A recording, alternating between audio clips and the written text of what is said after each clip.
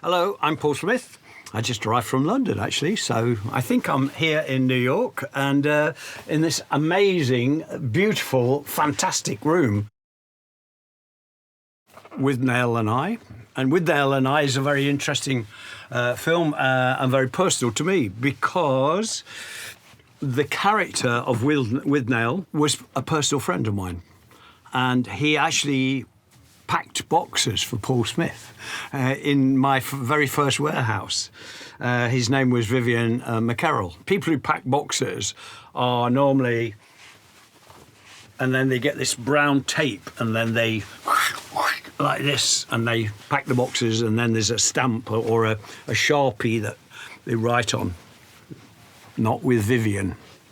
It was, first of all, they had to have James Brown playing. Second of all, he had this tape, which was, the trade name of the tape was called Noppy. He had the Noppy tape, and he used to stand there like this and go, beautiful, beautiful. Anyway, the film's brilliant, it's real, the music's fantastic. You've got to listen to it. Breathless by Jean-Luc Godard. I'm privileged to say that he wore some Paul Smith clothes. He bought a very beautiful brown leather jacket. It's really inspirational for me for more than one reason. One is, I'm going to put this down. One is because of editing, very fast editing, and the other thing is colour. Incidentally, when I'm talking about the colour of this, I'm talking about the colour levels.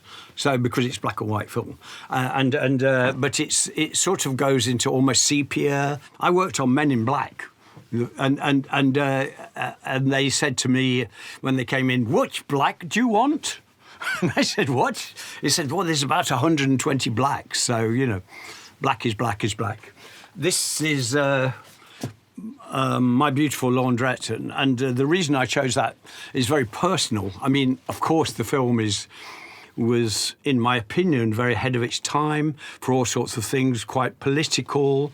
It was about race. It was about the gay community, and that how it was just starting to become something you dared to be open about. Hanif Kureishi is a really good mate of mine. I've known him for years. Sadly, he's in a wheelchair these days after a terrible accident, but he's still writing, he's still doing amazing things. Stephen Frears, who directed it, his father was my landlord in my very first flat. And then, of course, the other person in it is Daniel Day-Lewis, who I'm a very, very close friend of. We go back a long way. We go back to this time. What I like about it as a film, it's real. It's a real film. You feel like you were part of it. So that's another one I'm going to definitely steal. The other film I'm thinking about, because I work in Japan a lot, Kurosawa's Kagemusha. There's whole areas of this film where most of the colour is army, khaki colour, and then these electrifying bursts of red. So as a fashion designer, you can imagine you're like this, and then suddenly you've got a bright colour just suddenly sitting on top of a very neutral base. So even if you don't understand it, even if you switch the sound off, it's amazing, but don't do either of those things. Well, for my last pick, I'm going to close my eyes and pick at random. I might not know the movie, so I'm sorry about that. The Kid Brother with Harold Lloyd. Very interesting that so many sort of cowboy related movies are starting to become popular again now, and great.